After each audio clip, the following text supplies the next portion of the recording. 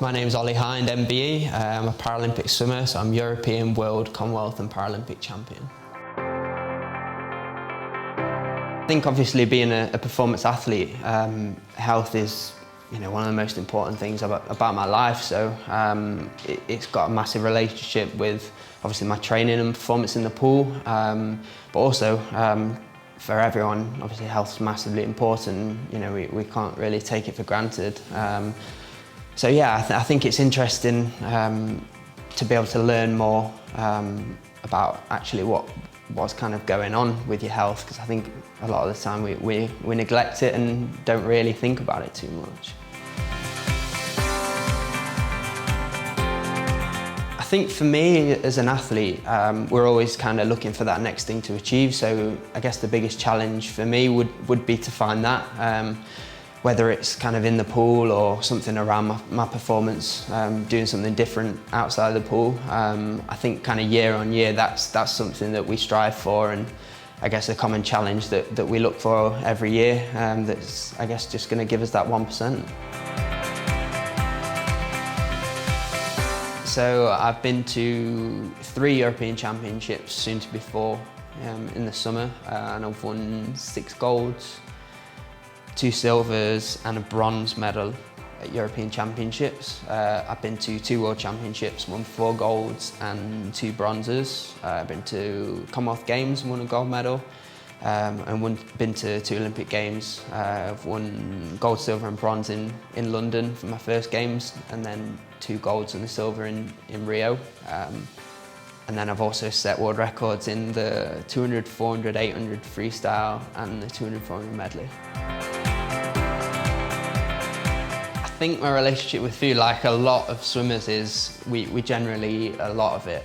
I think for me, because of the events that I swim, 400 freestyle and 200 medley, they're kind of the longer distance, I guess my normal training volume's higher than it would be for say a sprinter, so because of the volume of training that we're doing, we kind of need to be constantly eating, and I guess for me in my career it's been more of an issue of trying not to lose weight as opposed to the other side. So I've been quite fortunate, I guess, in that respect. But I think kind of as you get older, because swimming, with it being generally a young sport, you have to find that extra 1%, and I think probably food's something that I've neglected a little bit in my career, that I can admit.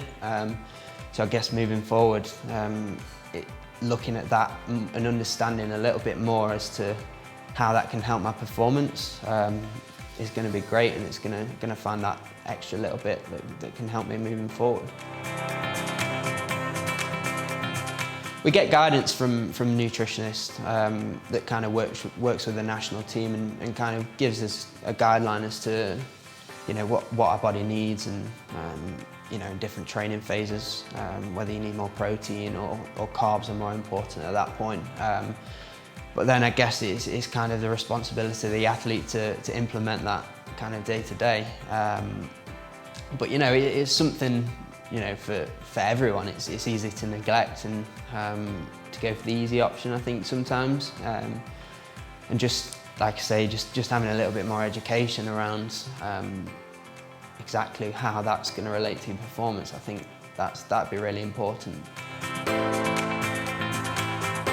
Massive fan of pizza. I think that's probably my big not so good food. But funnily enough, in the past, I've actually swam quite well off of pizza. I don't know if that's just because it's pure carbs and gives me the energy, but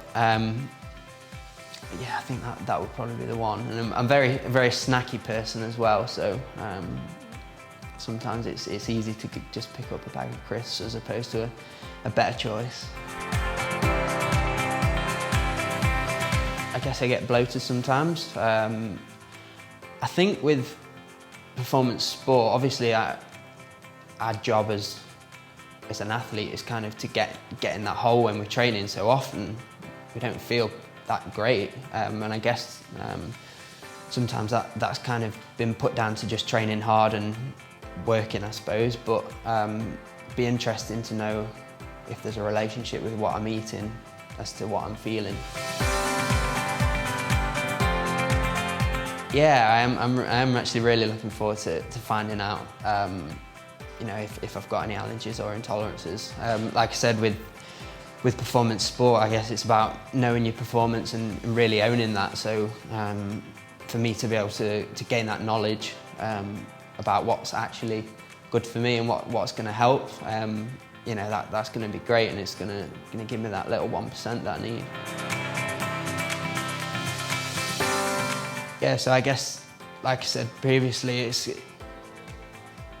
if you're looking for that 1%, you've got to do something different, and I guess just knowing a little bit more about how your body works and being able to implement that into your training. But I guess on the flip side, you could be eating something that, you know, you might have an allergy or an intolerance to, and you might not know, and that could obviously be damaging your performance without you knowing. So just building that knowledge and understanding of your own body, you know, could be massively important.